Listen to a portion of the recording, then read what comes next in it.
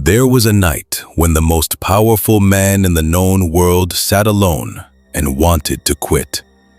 Not quit the empire. Quit being the man everyone needed him to be. He had buried his children.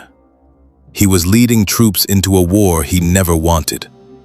And in the privacy of his own writing, he admitted something emperors were never supposed to admit.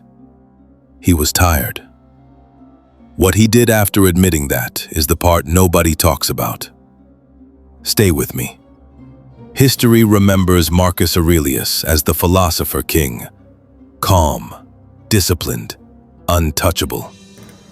What history leaves out is the night he wrote, in his own hand, "Have you ever seen a hand cut off, a foot, a head, lying somewhere apart from the rest of the body? That's what a man does to himself as far as he can, who is dissatisfied with what happens and separates himself." He was not writing a lesson. He was writing a warning to himself in the moment he was closest to giving up. He understood something most people never get told. Wanting to quit is not weakness. It is information. It tells you where the weight has become too heavy to carry the way you have been carrying it. Not that you should drop it, that you should change how you hold it. Here is what he actually did. He did not announce his exhaustion to the Senate. He did not abandon his post. He went back to the same desk, the same candle, the same blank page, and he wrote one sentence. "You have power over your mind, not outside events."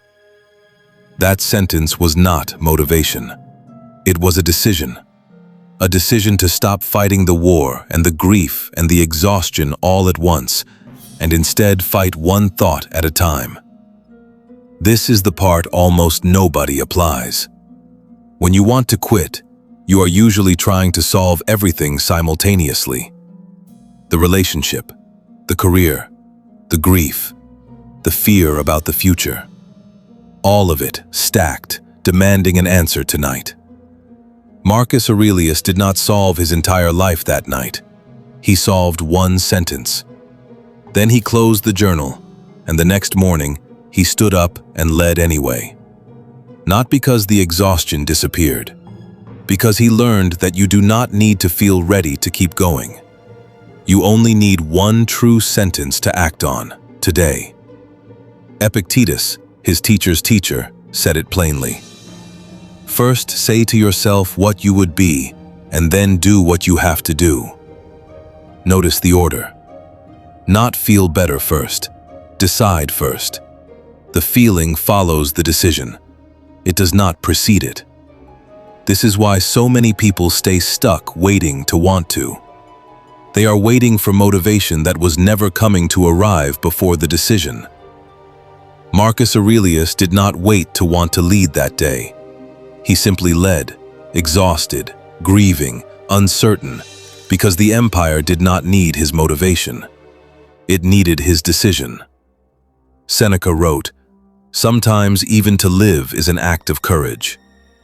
There will be nights that feel exactly like the one Marcus Aurelius wrote about. The temptation will not be dramatic. It will be quiet. Just stop. Just rest forever, not for a night. Just stop trying to hold this together. When that night comes, you do not need a speech. You do not need to fix everything. You need one sentence, written honestly, that tells you what is actually in your control tomorrow morning. This is Stoic rules. The man history remembers as untouchable once wanted to quit. He did not become untouchable by never wanting to. He became untouchable by writing one true sentence on the nights he did.